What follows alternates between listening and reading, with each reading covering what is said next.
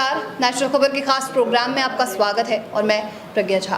आज के इस खास प्रोग्राम में हम आपको जानकारी देंगे कि आखिर आप कैंसर से कैसे बच सकते हैं। कैंसर का नाम सुनते ही जहन में सिर्फ इतनी ही बात आती है कि अब लाइफ टाइम या तो दवा खाना है या फिर अब उस इंसान की लाइफ जो है ख़त्म होने वाली है। कई आपने वीडियोस भी देखे होंगे, आयुर्वेदाचार्य कई ऐसे होंगे जिन्होंने आपको जानकारी दी होगी इसके ट्रीटमेंट के बारे में, लेकिन आज हम आपको बताएंगे कि आखिर आप इससे बच कैसे सकते हैं। और इस चीज़ की जानकारी के लिए हम मौजूद हैं हरियाणा के अटेली मंडी आरआर आयुर्वेदिक हॉस्पिटल में और अभी मेरे साथ मौजूद हैं आयुर्वेदाचार्य रमेश कुमार जी। सर, आपका स्वागत है। सबसे पहले धन्यवाद मैम। सबसे बड़ा सवाल ये है कि ट्रीटमेंट का तो वैसे भी पता बाद में होने के बाद पता चल ही जाता है, लेकिन इससे बचने का क्या तरीका होता है, कैसे इंसान बच सके और कारण क्या होता है कि आखिर कैंसर हो जाता है। सबसे पहले तो मैं आपको बताऊं जी कैंसर के कारण क्या है। आज से 40-50 साल पहले बहुत रेयर केस होते थे कैंसर के। दो कारण थे मेन उस टाइम के, वो कारण आज भी हैं, लेकिन उस समय के दो कारण थे मेन। या तो जेनेटिक प्रॉब्लम होती थी या नशा करने वाला।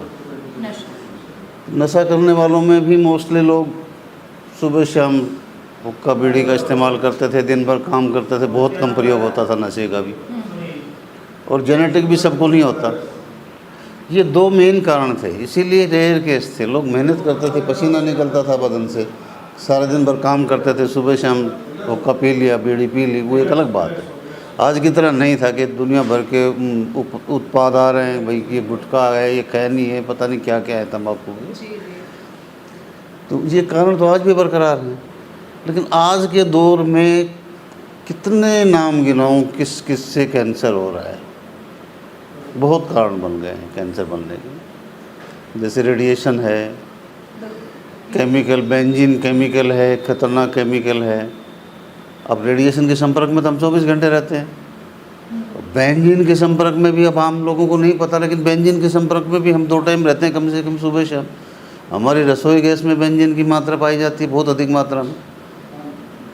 और रसोई में कैसे, मतलब वहाँ तो सिर्फ खाना, रसोई गैस में बेंजीन की मात्रा पाई जाती है। अच्छा।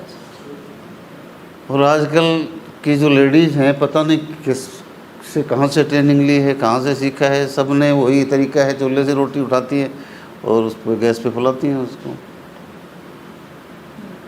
फिर हम जहर खा रहे हैं, जहर खाया जा रहा है, मजबूरी हमें खाना है जहर, लेकिन उसको भी गलत तरीके से खा रहे हैं। हमने अपना जो है कल्चर छोड़ दिया, खान पान भूल गए हम अपना। तो बहुत से कारण हैं। बर्तन हमारे घरों में आज जो 1942 में आज़ादी की लड़ाई के दौर में जब हमारे बुज़ुर्गों को, जो फ्रीडम फाइटर थे, उनको काले पानी की सज़ा होती थी। अंग्रेज़ लोग ले जाते थे, काला पानी में डाल देते। उन्होंने एल्युमिनियम उनके लिए इस्तेमाल के लिए बनाया था कि एल्युमिनियम इनका खाना बनेगा, यहीं मर जाएंगे, बीमार होंगे। आज वो हमारी रसोई की शान है। एल्युमिनियम कैंसर बनाने का बहुत बड़ा कारण है। प्रेशर कुकर में खाना, पहली बात तो गलता है, बनता नहीं है, पकेगा नहीं। दूसरा कि अमोनिया उसी में जज्ब हो रहा है। अमोनिया जो है खतरनाक जहर होता है, वो उसी में जज्ब हो रहा है। तो हमें तो जानकारी है कि ये जहर है, फिर भी हम खाए जा रहे हैं उसको। हमारे बुजुर्ग जो इलिटरेट थे, सैकड़ों साल पहले, हज़ारों साल पहले, उनको ये पता था कि ये खाने के मतलब का नहीं है, वो निकाल के बाहर करते थे उसको। तो कितने कारण बताऊं कैंसर के, बहुत कारण हैं आज, और इसीलिए घर घर में ये फैल रहा है। लेकिन सर, इन सब चीज़ों से एक मतलब आजकल ये हो गया कि लाइफस्टाइल ऐसे चेंज होती जा रही है, सहूलियत के हिसाब से इंसान बना रहे हैं। बचने का क्या कारण है? आपने बताया रसोई। तो ये तो होने का कारण बता। बचने के लिए हमें इनके प्रभाव से, इनसे बचाव करना पड़ेगा, इन चीज़ों से हमें बचना पड़ेगा। अगर ये जो लाइफस्टाइल है हम अपनी चेंज कर लेते हैं, ज़रूरत नहीं पड़ेगी किसी डॉक्टर के पास जाने की। आज खाने को ना रोटी है शुद्ध, ना पीने को पानी है, प्योर पानी नहीं मिलता, ना ऑक्सीजन मिल रही है। इन तीनों से तो जीवन है ना। अब ये तो प्योर नहीं है, तो कौन बचाएगा हमें? भगवान तो आएगा नहीं बचाने के लिए। हमें तो इन बीमारियों से बचने के लिए अपने आप में थोड़ा सा चेंजमेंट करना है, ठीक है ना। आदमी समय से उठे, समय से खाए, समय से पिए। कोई ऐसा पक्षी बताओ जिसको पंख है, उड़ नहीं सकता। बनाया तो सब कुदरत ने ही है ना, कुदरत ने बनाया है सबको। और आदमी को 5 एलिमेंट्स हैं आदमी में, 5 तत्व पूरे या तो आदमी में है या पृथ्वी में है, धरती माँ में है या आदमी में है, इंसान में है, बाकी किसी में नहीं है 5 एलिमेंट्स, है ना। प्लस में दिमाग साथ दिया है, बुद्धि दी है, लेकिन उसका हम मिस यूज़ कर रहे हैं। हमने अपने खाने के तौर तरीके बदल लिए। रात को 12 बजे खड़े खड़े खाना खा रहे हैं, ये कौन सा तरीका है? खड़े खड़े पानी पी रहे हैं, भागते भागते पानी पी रहे हैं। खाने का कोई टाइम टेबल नहीं है, किस टाइम खाना चाहिए किस टाइम नहीं खाना चाहिए, जब भूख लगी खा लिया। पशु भी नहीं करता ऐसे, तो पशु भी 2 टाइम खाना खाता है, टाइम से जितना पेट में डालेगा उसकी जुगाली करके पचा लेगा उसको। लेकिन हमें तो पता है कि ये पचने वाली चीज़ नहीं है, उसको भी हम खा रहे हैं। कहीं भी किसी भी बाज़ार में आप जाकर देखोगे, ये जो ठेले लगे होते हैं, रेहड़ियाँ लगी होती हैं, जंक फूड तैयार होता है। हमारी भावी पीढ़ी जो आने वाली पीढ़ी है वो भी इसी को फास्ट फूड बोलेगी, तो आज की पीढ़ी है वो भी इसको फास्ट फूड ही बोल रही है। फास्ट फूड तो फ्रूट वगैरह होते हैं, फास्ट फूड तो फ्रूट वगैरह होते हैं, तो जंक फूड है, चाइनीज़ फूड है, पता नहीं कहाँ से ला के, ये उसका नाम भी नहीं पता मेरे को तो क्या क्या है। इन रेहड़ियों पे बुजुर्ग भी, हाँ बुजुर्ग भी लगे हुए हैं, तो बच्चे भी लगे हुए हैं, मियाँ भी बीवी भी, सारे बच्चे वो सारे साथ खा रहे हैं। रात को खाना नहीं बनाना, चलो यही खा लेते हैं फास्ट फूड या जंक फूड। पता है कि किसी पहलवान को भी डाइजेस्ट नहीं होती मैदा, सारे मैदा के बने हैं। वर्ल्ड चैम्पियन कोई है वो भी नहीं पचा पाएगा मैदा को, डाइजेस्ट ही नहीं होगी। छोटी बड़ी आंत में चिपकती है, वो स्टूल के जरिए बाहर निकलेगी, कम निकलेगी, कुछ नहीं पता। तो ये कैंसर के कितने कारण गिनाऊँ मैं, तो इनसे बचने के लिए हमें अपने लाइफस्टाइल में थोड़ा सा परिवर्तन करना पड़ेगा। जैसे आपने बताया सुबह उठो, सुबह जल्दी उठें, उठ के कम से कम 1 गिलास पानी अपनी क्षमता के अनुसार, ज़्यादा पीना चाहें तो 1 लीटर 1.25 लीटर तक पिए। गुनगुना पानी पिए, बैठ के पिए, घूंट घूंट करके पिए। भाई मैंने बताया अभी थोड़ी देर पहले कि कोई पक्षी ओवरवेट नहीं है, पंख हैं वो सब उड़ते हैं, लेकिन आदमी से किसी से चला नहीं जाता, किसी से बैठा नहीं जाता, कोई खड़ा नहीं रह सकता। मोटापा बढ़ता जा रहा है, तो अनेकों कारण है। तो आदमी को अपने खान पान पर विशेष ध्यान देना चाहिए। ये सुबह जल्दी उठ के पानी पिए सबसे पहले तो, उसके बाद में हमारे जो हैं ये केमिकल युक्त जो टूथपेस्ट है इनका सेवन कम से कम करें। तो मेरे विचार से तो नहीं करने चाहिए, लेकिन फिर भी अगर करता है तो बहुत कम करें। मैं किसी कंपनी की बुराई नहीं कर रहा, किसी ब्रांड की बुराई नहीं कर रहा, लेकिन हमारे जो प्राकृतिक उत्पाद हैं दातुन वगैरह उनका ज़्यादा से ज़्यादा सेवन करें। खाने का टाइम सुबह का और शाम का खाने का टाइम अपना एडजस्ट करें अपने हिसाब से। सुबह में 8, साढ़े 8, 9 बजे तक हमारी जठरग्नि, हमारा जो पाचन तंत्र है वो बढ़िया तरीके से काम करता है। ज़्यादा भी खा लेंगे थोड़ा तो आराम से डाइजेस्ट हो जाएगा। इसी प्रकार शाम को भी सूर्यास्त होते होते खाना खा लेना चाहिए आदमी को। पानी जब भी पिए अपना घूंट करके पिए, बैठ के पिए 24 घंटे जब भी पीना हो। खाने से तुरंत पहले पानी ना पिए आदमी, क्योंकि पानी और आग की दुश्मनी है। खाना डाइजेस्ट नहीं होगा, पहले पानी पी लिया और उसके तुरंत बाद खाना खाना शुरू कर दिया, या खाने के तुरंत बाद पानी पी लिया वो भी डाइजेस्ट नहीं होगा, या खाने के साथ हमने पानी ले लिया वो भी डाइजेस्ट नहीं होगा। खाना खाने के बाद पानी पीना चाहिए। खाना खाने के कम से कम 40 मिनट बाद पानी पिए, कुल्ला कर सकते हैं, या बीच में कभी कभार ज़रूरत पड़ती है एक आध घूंट ले सकते हैं, बीच में भी आदत न डालें पानी की। हमारे फूड ग्रेन है, इनमें ग्लूटीन है, जैसे गेहूँ है, 24 घंटे दवा के संपर्क में, कीटनाशक के संपर्क में रहता है। इसका कम से कम प्रयोग करें, इसका ना खाएं। पेशेंट तो कम से कम ना खाएं, मोटे अनाज का इस्तेमाल करें। चीनी है, चीनी में सल्फ़र होता है, अच्छे भले आदमी को मारती है। अब सारे उत्पाद जो ये मीठे के हैं, अब चीनी भी गन्ने से बनती है तो खांड भी गन्ने से बनती है, गुड़ भी गन्ने से बनता है, लेकिन सबके क्रियाकलाप अलग अलग है। गुड़ तो फायदेमंद बताया। गुड़ अगर देसी गुड़, जैविक गुड़ है वो फ़ायदेमंद है, केमिकल वाला गुड़ नहीं खाना चाहिए। मीठे के तौर पे हम सिट्टा मिश्री जिसे कहते हैं, धागा जिसके बीच में लिपटा होता है, उसका सेवन कर सकते हैं। देसी खांड का सेवन कर सकते हैं। अच्छा। आयोडीन वाला नमक है, आयोडीन की इतनी कोई विशेष कमी नहीं होती किसी में भी। गर्म क्लाइमेट में आयोडीन कम नहीं होता किसी में। सेंधा नमक खाएं इसके बदले में, साबुत लेके। पैकेट बंद चीज़ ना खाएं बाज़ार की।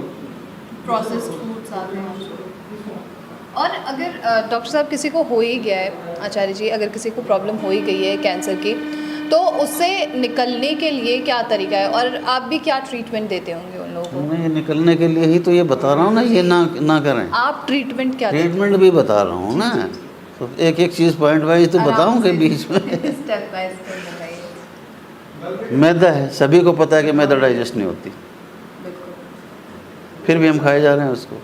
कौन बचाएगा भाई बताओ? कोई भी नहीं। मैदा के बदले में मूंग है, बेसन है, सिंगाड़े का आटा है, कुछ भी मोटे अनाज का कोई भी आटा प्रयोग कर सकते हैं। रिफाइंड तेल खा रहे हैं, मसाले पीसे हुए जिनमें मिलावट होती है उनका इस्तेमाल कर रहे हैं। कच्ची घानी का तेल खाएं, सरसों का खाएं, मूंगफली का खाएं, तिल का खाएं, लेकिन हो कच्ची घानी का, रिफाइंड ना हो। घरों में बर्तन जो हैं वो एल्युमिनियम के बर्तन, उनसे बचें कम से कम। पेशेंट को तो कम से कम बचना चाहिए, प्रेशर कुकर से भी बचना चाहिए। लोहे के में, मिट्टी के में, पीतल के इन बर्तनों में खाना बनाएं अपना। स्टील भी कोई अच्छी धातु नहीं है, कोई अच्छी धातु नहीं है। स्टील में थोड़ी बहुत देर के लिए, जैसे दूध गर्म करना है 2-4 मिनट के लिए कर लिया, बाकी लंबे समय तक आग पे नहीं रहना चाहिए स्टील में। फ्रूट है, खट्टे फ्रूट तो खाने ही नहीं चाहिए। खट्टे अच्छा। कैंसर पेशेंट को खट्टे फ्रूट नहीं खाने चाहिए। लिक्विड के तौर पे भी कुछ नहीं लेना चाहिए, खट्टा पॉइजन होता है उसके लिए। और कार्बाइड से पके हुए फल हैं वो भी नहीं खाने चाहिए पेशेंट को। अनार है, एक अपवाद है, पेड़ पे पकता है, मीठा होता है, वो खाएं ज़्यादा से ज़्यादा। हरी सब्जी और सलाद का इस्तेमाल करें। खट्टे फल मोस्टली पेड़ पे पक जाते हैं, जैसे जामुन है, बेर है, अंगूर है, संतरा है, पेड़ पे पकते हैं, लेकिन खा नहीं सकते, वो नुकसान करेगा। उनको एनर्जी मिलेगी, कैंसर के सेल्स हैं, उन्हें एनर्जी मिलेगी। खट्टी चीज़ नहीं खानी है। और केला, पपीता, चीकू वगैरह खा सकते हैं, लेकिन ये भी कार्बाइड से पकते हैं। कच्चे लेके आए, इनको घर में पकाए, कुछ विशेष नहीं करना पड़ता, अखबार में लपेट के रख दो, 24 घंटे में पक जाएगा। तो ये कुछ कारण हैं। कुछ लोग ये कहते हैं गौमूत्र का सेवन करें, कुछ डॉक्टर भी सलाह देते हैं गौमूत्र का सेवन करें। ये ठीक है कि गौमूत्र में कर्क्यूमिन पाया जाता है जो कैंसर को हराने में सक्षम है, और बहुत सारी औषधियों में पाया जाता है, लेकिन उसका सेवन करने का तरीका तो ये नहीं है ना। अगर हमने सीधे गौमूत्र का इस्तेमाल कर लिया तो उसमें इतने बैक्टीरिया हैं कि हमारी बढ़िया सेल्स है बॉडी के, उनको खा जाएंगे वो। एक तो कैंसर जैसी गंभीर बीमारी से आदमी जूझ रहा है, और ऊपर से हम गौमूत्र पिलाए जा रहे हैं उसको, और बैक्टीरिया, तो वो तो समझ लो कुछ समय का ही मेहमान है। लेकिन पता नहीं कैसे बता रहे हैं कि गौमूत्र का सेवन करें। गौमूत्र लेने के तरीके हैं। 2 साल से कम बच्चा ना हो, देसी गाय हो, बीमार ना हो, प्रेग्नेंट ना हो, ब्याही हुई ना हो, ब्याने वाली ना हो, हैं, शीशे या मिट्टी के बर्तन में कलेक्ट करें, सुबह सुबह का लें, हर बारी ताज़ा लें, और उसको लेके उसका सबसे पहले तो उसका अमोनिया ख़त्म करें। सारा अमोनिया जब तक गर्म करें जब तक उसका अमोनिया ना ख़त्म हो जाए। फिर उसको 8 बार कपड़े की तह से छानें, या 8 तय करके छानें, या 8 बार में छानें। उसके बावजूद उसमें 10 ml 15 ml ज़्यादा से ज़्यादा इतना सेवन हम कर सकते हैं, तो वो तो कुछ फ़ायदा भी करेगा। अगर ये सारे प्रोसेस है, इनको पूरा करते हुए अगर पेशेंट करता है तो वो तो कुछ फ़ायदा करेगा।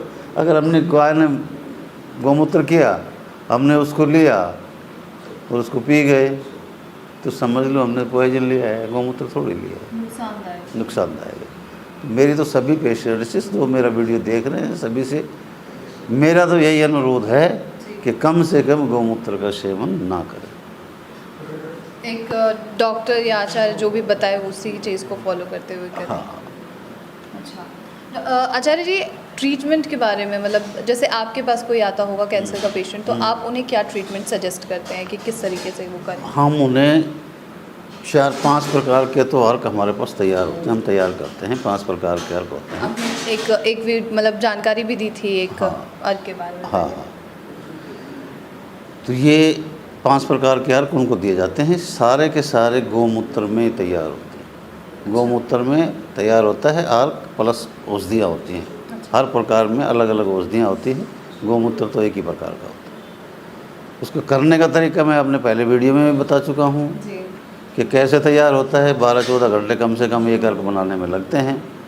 15 लीटर में 3 लीटर क्षार बच जाता है, 3 लीटर अमोनिया चला जाता है, 3 लीटर जल जाता है, 5-6 लीटर बामुश्किल जो है शुद्ध अर्क तैयार मिलता है। तो ये 5 प्रकार के अर्क होते हैं, 4 प्रकार की घनवटियाँ होती हैं, कुछ और 2-3 प्रकार की औषधियाँ होती हैं जो हम कैंसर पेशेंट को देते हैं, और 1 महीने की दवा हम पेशेंट को उपलब्ध करवाते हैं, और 1 महीने में पेशेंट को रिकवरी होती है। मुझे इतना भरोसा है, और भरोसा अपने प्रोडक्ट पे। बाहर से कोई चीज़ परचेज नहीं करता, खुद तैयार करता हूँ। यहाँ तक कि घनवटियाँ बनाने के लिए भी मुझे साथ लगना पड़ता है, कोई अर्क के साथ साथ। नहीं, हेल्पर बना ही नहीं पाते। सेल्फ मेड होता है। हाँ, सेल्फ मेड। अच्छा, अगर हम बात करें कि मतलब सिम्टम्स के बारे में, कई बार ऐसा होता है कि कुछ बीमारियां जो बहुत गंभीर रूप ले लेती हैं, उसके बाद ही पता चलता है कि हमें कैंसर हुआ है या कुछ भी प्रॉब्लम है। तो इसके सिम्टम्स शुरुआती दौर में कुछ ऐसे शरीर में हमें दिख जाए कि हमें डॉक्टर के पास अब जाना ज़रूरी है, वो क्या चीज़ होती है? कमज़ोरी आ जाती है आदमी में, उल्टियाँ आनी शुरू होती है, चक्कर आने लगते हैं। जैसे ब्रेन कैंसर हुआ है, कैंसर कई प्रकार का होता है। ब्रेन कैंसर है, फालिज भी लग जाता है, लकवा लग जाता है पेशेंट को, कोमा में भी चला जाता है। कई गंभीर लक्षण हैं इसके। अच्छा, मतलब घर पे बैठे हुए आपका इलाज लिया जा सकता है? जैसे आप बता रहे थे कि कुरियर का भी आपके पास सुविधा है। कुरियर फैसिलिटी तो अवेलेबल है हमारे पास। जहाँ भी दवा दूर दराज भेजनी होती है तो पेशेंट अपना एड्रेस उपलब्ध करवा देता है, हम कुरियर कर देते हैं उसको। लेकिन एक बार आना ज़रूरी है आपके ये आना, अगर आने की सिचुएशन नहीं है तो कैसे आएगा पेशेंट? अपनी रिपोर्ट भेजे, हम रिपोर्ट स्टडी करने के बाद में दे देते हैं, फिर ठीक होता है पेशेंट। दूसरे तीसरे महीने में तो आते भी हैं पेशेंट। अच्छा। वो अपना इंटरव्यू भी करके जाते हैं, आते हैं कि मेरे में अंदर सुधार हुआ है। लेकिन इसमें ऐसा नहीं है कि 1 महीने में या 20 दिन में या 2 महीने में पूरी तरह से पेशेंट ठीक हो जाएगा। पेशेंट 2-3 प्रकार के होते हैं। समय कम से कम 4 से 6 महीने लग जाता है नॉर्मल होने में पेशेंट को, कम से कम बता रहा हूँ। और एक पेशेंट तो ऐसा होता है जिसको मालूम नहीं होता, जिसको बताते नहीं अटेंडेंट कि आपको बीमारी क्या है, वो बहुत जल्दी क्योर हो जाता है।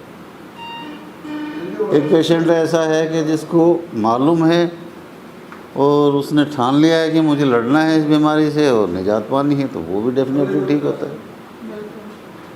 और एक पेशेंट ऐसा है, उसकी सोसाइटी भी इतनी बढ़िया है कि उसे ये सोचता है कि भाई अब तो बचना मुश्किल है, मरना है, क्यों ना खा पी के मरे। तो उसे तो शायद कोई भगवान भी या कोई अवतार आ जाए वो भी नहीं बता सकते। आसपास के लोग ही ऐसे हैं। और आपके पास जो बाहर से ऐसे पेशेंट्स आते होंगे, उनके लिए क्या फैसिलिटीज़ यहाँ पर मौजूद है आर आयुर्वेदिक हॉस्पिटल में? देखो, हम पेशेंट को एडमिट तो नहीं करते, लेकिन दूर दराज से जो पेशेंट आने वाले होते हैं वो 1-2 दिन यहाँ आराम से रुक सकते हैं, अपनी थकावट दूर कर सकते हैं, उसके बाद में घर जा सकते हैं। पेशेंट को एडमिट नहीं करते कैंसर पेशेंट को, क्योंकि उनकी देखभाल के लिए हमेशा अटेंडेंट की ज़रूरत पड़ती है, और वो काम घर पे ही हो सकता है, यहाँ हॉस्पिटल में नहीं। जूस बना के देना, तो कमज़ोरी इतनी आ जाती है, चलने फिरने की क्षमता नहीं होती है उसकी, तो जूस बार बार में जूस बना के देना, रेडीमेड थोड़ी लेना होता है, बाज़ार में पता नहीं क्या मिलता है। बस आखिरी सवाल और है, मतलब जो व्यूअर्स हैं, जो पेशेंट वगैरह होंगे, उनके लिए आप कुछ टिप्स या कुछ मैसेज ऐसा दे दीजिए जिससे उन्हें मतलब इसके प्रति जागरूकता हो कि कैंसर जैसी चीज़ों के लिए। मैं तो यही कहता हूँ कि अपनी लाइफस्टाइल को चेंज करें। अगर कोई पेशेंट इस बीमारी से जूझ रहा है तो अपने परिवार पे लागू करें, कम से कम बच्चों पे इसका इफ़ेक्ट ना पड़े, आने वाली जनरेशन सेफ रहे। और किसी के कहने सुनने से, तो कुछ लोग स्वयं वैध हो जाते हैं, किसी के कहने सुनने से गौमूत्र का सेवन ना करें। गौमूत्र का सेवन अगर करना भी है तो जो जैसी प्रक्रिया मैंने बताई है उस तरीके से करें।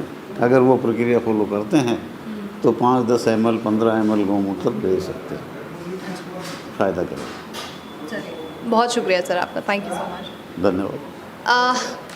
इस पूरे वीडियो में, इस पूरे साक्षात्कार में जो निकल कर आया है वो ये कि आजकल जो आपकी लाइफस्टाइल है, चाहे आप किचन में, ज़्यादातर आप ये सुनते हैं कि आपके किचन में ही आपकी दवाइयाँ भी मिल जाती हैं, लेकिन आजकल किचन भी एक ख़तरा बन रहा है। इसलिए अपने आप का ख्याल रखिए और अपने परिवार का ख्याल रखिए। नेशनल खबर की हमेशा यही अपील रहती है कि हमारे जो भी एक्सपर्ट्स हैं उनकी जानकारी, दी गई जानकारी को एक बार सुनिए और साथ ही उन्हें अप्रूव भी कीजिए कि क्या सही है या फिर नहीं, और उसके बाद ही खुद पर अप्लाई कीजिए। और ऐसे ही खास साक्षात्कार के लिए नेशनल खबर के साथ बने रहिए।